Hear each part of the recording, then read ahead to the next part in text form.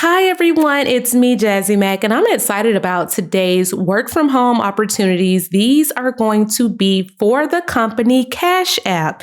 Yes, I said Cashapp. We all use it. We all know it. We all love it. And as a bonus, I've actually included an extra role from their sister company, which is going to be Square, the Square card reader company. So we've got some really, really cool opportunities. I want to reiterate that these are fully remote. So please ignore the location that are on some of these jobs. They are 100% remote. You can work from anywhere. And of course, I know that you all love it when we do the resume demonstration. So yes, I will be doing a resume demonstration for you. And yes, those same resume templates will be down below in the description box if you need them. So let's hop right in and look at our first opportunity. So our first opportunity is going to be for the risk operation banking specialist. Please don't let that title, intimidate you. So this is basically going to be where you're working with the banking team to do some research. If we go down here, at the job description, it says, as part of the cash risk banking team, you'll work with our banking partners and customers to assist them through challenging risk experiences. You will educate customers and stakeholders on risk issues and actions centered around Cashapp transactions, with a focus on high-risk transactions. Now, let me put this all in layman's terms because that sounded like a lot. It sounds like you're going to simply research really big transactions. So if people let's just say you have a Cashapp account, and normally this account only does $20 transactions every day. And then all of a sudden the account does a $10,000 transaction.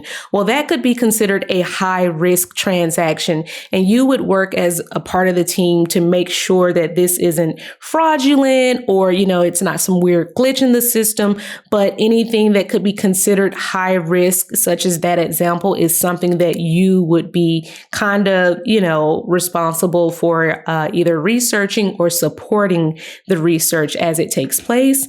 Now, for the qualifications, it says that you'll manage incoming customer communications via the customer relation management system. It's just a fancy way of saying customer database. So this is not going to be a phones role. This is going to be more internal collaboration that you'll be doing across different business units. And it says that you'll efficiently manage multiple issues and maintain case closure service level agreements and specified timeframes. So it sounds like you might be doing, different little tickets that might be coming in, and there's a certain amount of time that you have to work on that ticket and close it. Maybe it's 7 days, maybe it's 21 days. It could vary. And it's going to be a heavy influence on account-based review. So reviewing different Cashapp accounts and investigating and resolving fraud and financial issues that require high levels of detail. Now, they did say that they wanted you to have SQL experience just as a plus. It's not a deal breaker. If you don't have SQL experience, like I said, you can, in previous videos, you can go to Udemy. They've got courses on there for like $10. Of course, you can YouTube it. So, it's a nice to have. Now, for this role, depending on where you live in the country, it's going to be $28 to $34 per hour. Obviously, that increases, but I did want to emphasize that can increase based on your experience and how you do in the interview.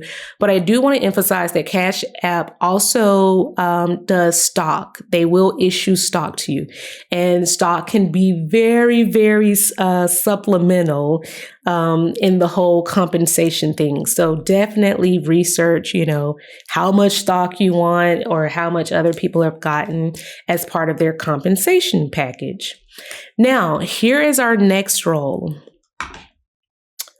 Our next role is going to be voice of the customer specialist. Again, ignore this location because it says employees can work remotely. Now, as a voice of the customer specialist, this is going to be more of a kind of business analyst role.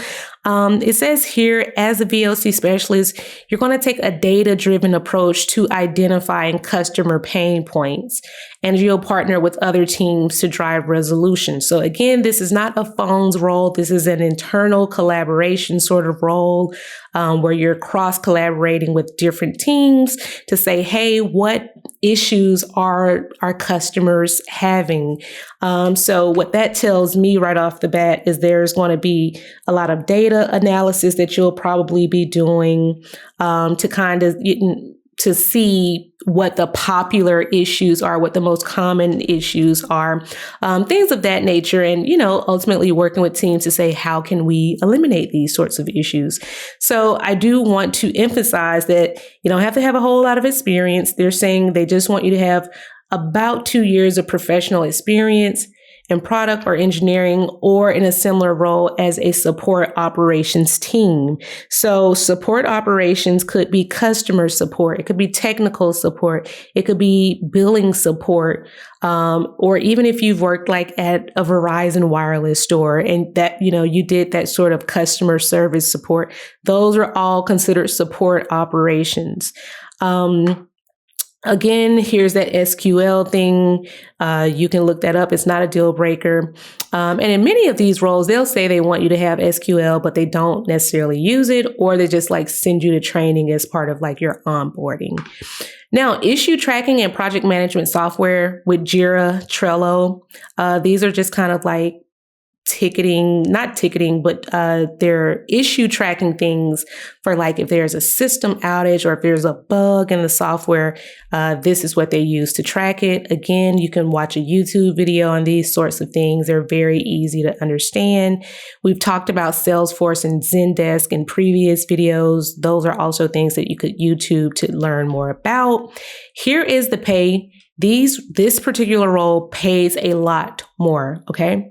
So you want to kill the interview on this because I definitely want to see you in that 130 a year range, plus getting those stock options and, all the other bonuses and things of that nature. So this is a very high paying role. Now, if we take a look at our resume, I have one more role that I'm going to show you guys, but I just wanted to show you a resume example because a lot of you really like those. So if I were doing my resume, I would make sure I have those keywords in there. And some of the keywords are product engineering and operations. Obviously, Salesforce is a keyword. Trello, SQL is a keyword. The CRM is a keyword. Escalations, service level agreements, that's a keyword or a key phrase. Driving resolution, metrics. We want to make sure that we have all of these types of words, or at least, some of them in our resume to make sure that we get our resume into that applicant tracking system and in front of a recruiter.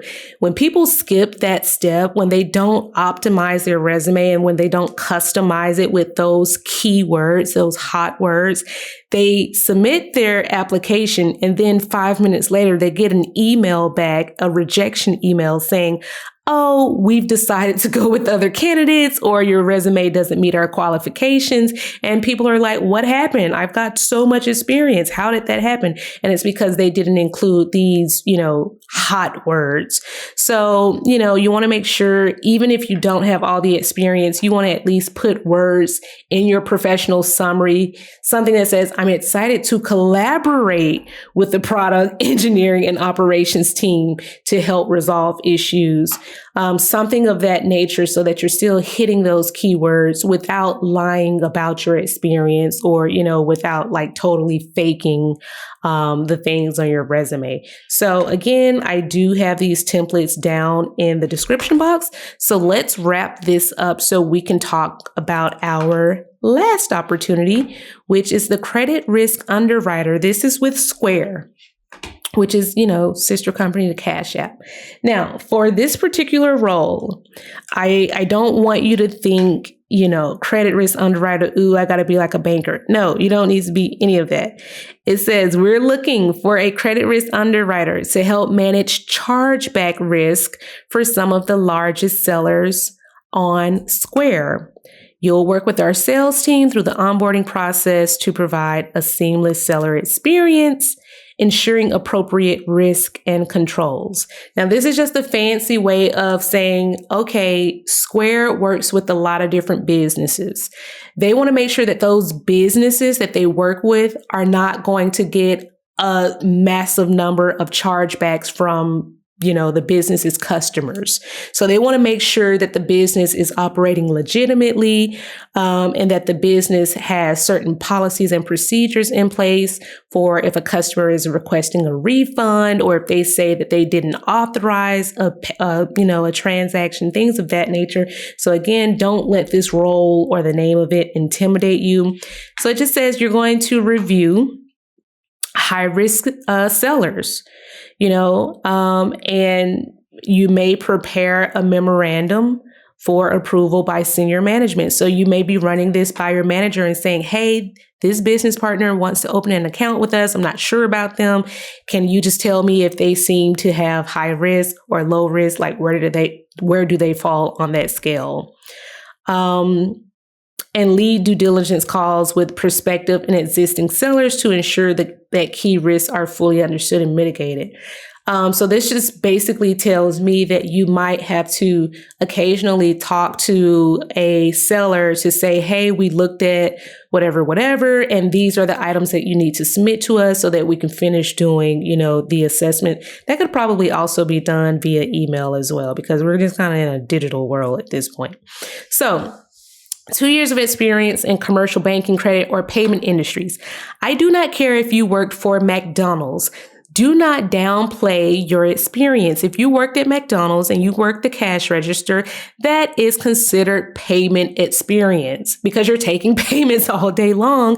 You're using a POS, which is a point of sale system that falls under the payment technology umbrella. So if you worked at McDonald's for 2 years, this is some of that experience that they're saying that they're looking for, right? Experience in credit underwriting skills. Trust me, if you don't have those skills, that can be stuff that they kind of train you on the job, but I would still at least watch a YouTube video on it, just to familiarize myself with it. There's an SQL word again. There's Excel again. If you've got Excel experience, great. They say they want you to have a degree in accounting, finance, or economics, but let me be the first one to tell you that's not necessarily a deal breaker. Most people just want to see that you have the ambition and the drive to learn new things and to be trainable and to learn things their way. Now, this particular role is going to go up to the $95,000 range, $78,000 to $95,000. Depending on the zone that you live in. So this is still a pretty good paying role. And of course, I talked to you about those stock options. So yeah, that is the 3 roles. I did want to talk about the interview process so you all know what to expect. Now, after they review your resume, there's going to be an initial conversation from a recruiter or the hiring manager. So don't be freaked out if the hiring manager calls you. They would be calling you to set up the next steps. You may have to do an assessment, of skill level. It's not always a requirement. Usually it's more of a requirement for software engineering roles, those highly technical roles. After that, you would do a team interview. Okay. And there may be additional interviews. And after that, there's obviously going to be an offer. So it says, make sure your recruiter knows what's important to you in your next career move. And if you're considering any opportunities elsewhere, they'll be able to speak to what Cashapp can offer, highlighting what's best and what aligns with your priorities. So what that means is if you have other offers on the table, tell them, because those other offers could be an incentive for them to pay you more, for them to give you a bigger sign-on bonus, for them to give you a certain stipend, to move or to live or to buy office equipment. All that type of stuff plays a role. So I hope that this is helpful. Please don't hesitate to apply for these jobs. Of course, tweak your resume, do whatever you got to do, fix it up according to the job that you're applying for, but don't sit on these opportunities. The last time I posted an opportunity. I think some of those job roles closed in like 48 hours. And I had people in the comments like, the job is gone already. And I was like, I don't know what to tell you. So that is why you want to subscribe and turn on the notification bell, obviously, so that you can be the first person to know about these opportunities and not have to miss out. So until then, I will see you all in the next video. Let me know if you have questions. Resume templates are down below, and I will see you all later. Bye.